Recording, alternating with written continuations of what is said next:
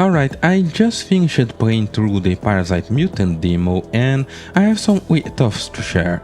Of course, it's free to download, so there's no reason not to try it for yourself and make up your own mind, but I feel like this is a great opportunity to provide some feedback to the devs, if by some miracle they ever see this video, that is, and it's a good way of maybe seeing if anyone else agrees with me or if I'm being unreasonable.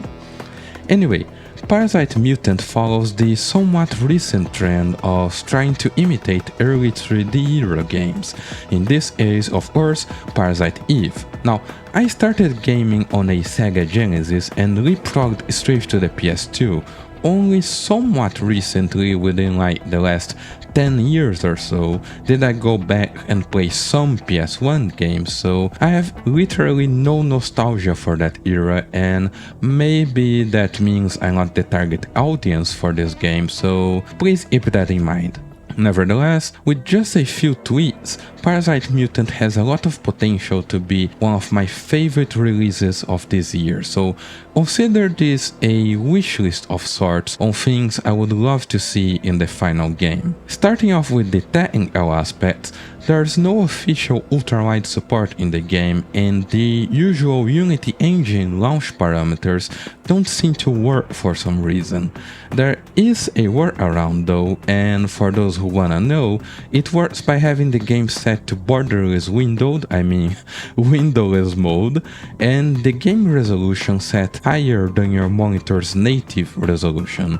In my case, I'm using a 1440p ultrawide, so setting the in-game resolution to 2160p or 4K expands the rendering area to the sides, eliminating the pillar boxes without causing any apparent distortions. In fact, it didn't seem to cause any problems in my entire playthrough, so if you've got an ultrawide monitor, that's my recommendation.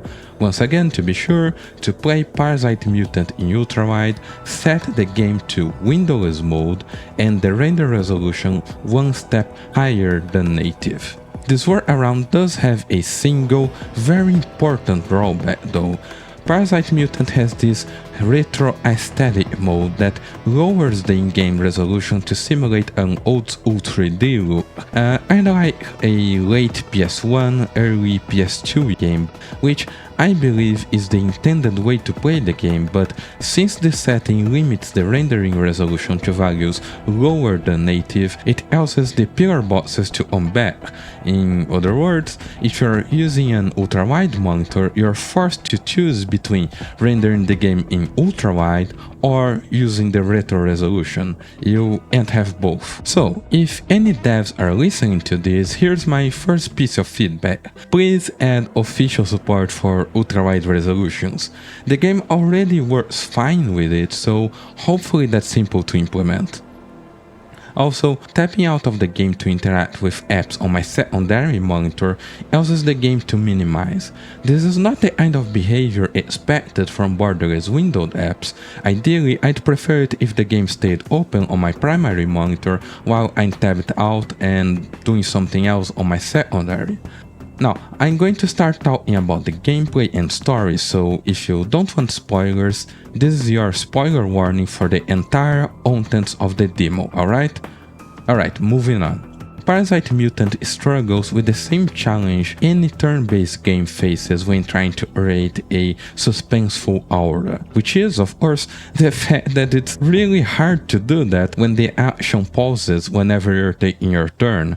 Now, there's a pretty significant action component here with an ATB system and the ability to move freely around the battlefield to dodge enemy attacks, but that means those attacks are highly telegraphed and predictable.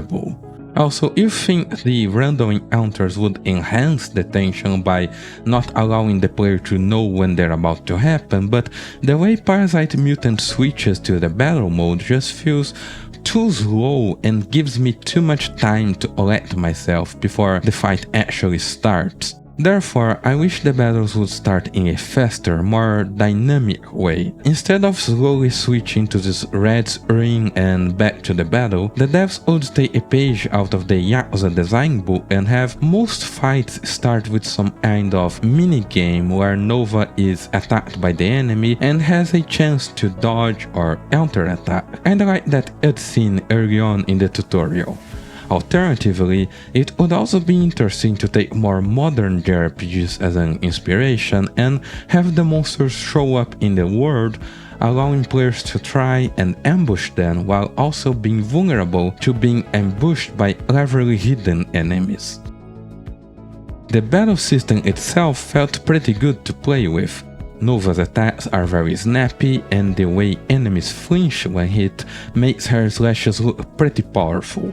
Guns too feel great, and unloading a submachine gun burst on an undead half-baby, half-oversized Outroach was one of the highlights of my playthrough.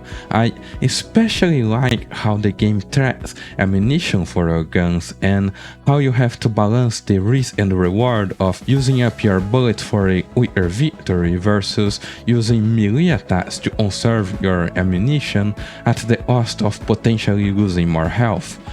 Resource management is a central aspect of survival horror, and even though I felt like the tutorial area gave me a few too many items to use, there's a lot of potential on display here. While we're on the topic of resource management, I love that there's no free healing in the game.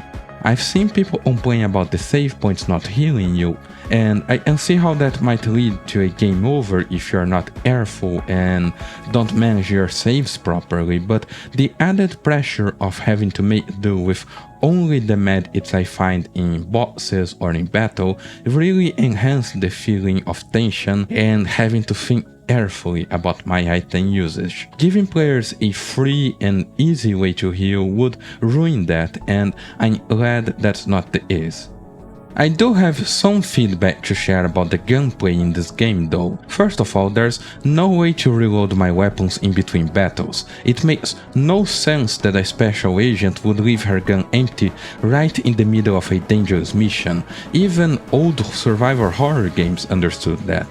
Reloading mid-battle takes precious seconds that can be the difference between hitting or getting hit, and it feels very annoying to be forced to heal myself because Nova refused to reload her gun in between fights. Also, speaking of things that make no sense, the effective range of these weapons is just pitiful. Nova can't even hit someone on the opposite side of a lobby, and I understand there's probably some game balance reasons, but when you have a modern setting, those obvious disparities can really make or break someone's suspension of disbelief. Instead of an automatic miss when outside this 5-foot range, I'd love it if the game had an accuracy system that factored distance when calculating chances to hit. One positive addition that seems to be re-inspired was the map ordering that tells players when we fully harvested a given section of the map. You would argue it detracts from the mystery, and I would agree with you, but it also saves players from the frustration of having to hump every single wall and object multiple times in the hopes of finding an interaction prompt. And of course, that doesn't stop the puzzles from being interesting. In fact, the tutorial area featured a pretty cool multi-step puzzle that I enjoyed a lot, especially in how it told a little story about the people living there. The exploration aspect is also pretty enjoyable. The prologue area felt rather small and linear, but that's probably by design, being the tutorial and all, but more importantly, it had very little hand-holding in terms of markers and no annoying characters spoiling puzzle answers like 5 seconds after I entered the rooms, which I'm thankful for.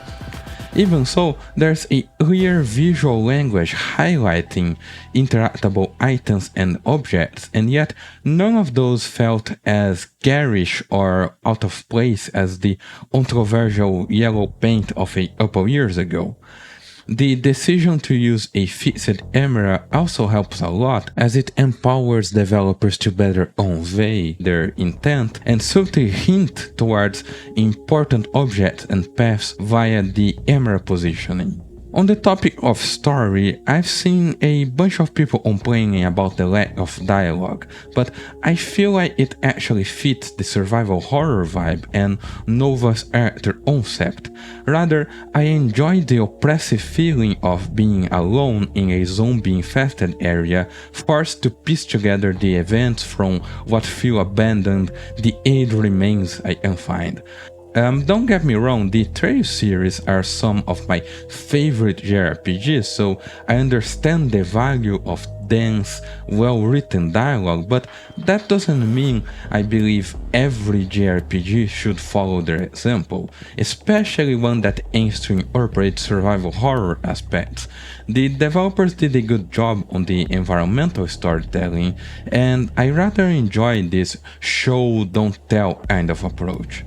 The graphics look good for the most part. Nova is especially detailed, as you would expect for the main character, but the monsters all look great in a gross abomination kind of way. Environments also look pretty good during gameplay, but some of the textures are awful to look at from a close range, usually during cutscenes. Very blocky, no detail at all. They look much better with the retro aesthetic mode turned on, but that brings us back to my first issue at the start of the video. I wouldn't use the retro aesthetics because that forced me into a 16:9 aspect ratio. Again, that's only during cutscenes, as the fixed camera maintains a healthy distance that hides most of these imperfections. Lastly, I feel like sound design is the demo's weakest point. I like the music and it generally fits the game, but it overpowers all of the sound effects, especially in battle, and it detracts from the feeling of suspense and danger. Speaking of sound effects, there's too few of them and they don't feel creepy enough. Doors and gates should read more. Every step should ring out an echo. A monster should roll, snarl and yelp. Gunshots should be much louder and bassier, and there should be more environmental sounds, thunder, small critters knocking things over, leaky faucets and the like. Horror isn't just the feeling of being constantly attacked by monsters, but rather the constant reminder that you're alone behind enemy lines, keeping you on edge even in the quiet moments, and the soundscape is a vital part of that. Always there, hinting at the potential dangers lying in wait behind every shadow. Of course, that's just my personal opinion. Like I said, I don't really have any nostalgia for games of that era, and to be honest, I've only ever watched other people play Parasite Eve, so maybe some of my opinions go completely against what it stands for, but that's my honest feelings about Parasite Mutant after going through the demo. It's a game that shows a lot of promise, but still has a long way to go before getting there, and I really hope it does. Anyway, thanks for watching, I hope you enjoyed the video, and see you in the next time. Bye bye.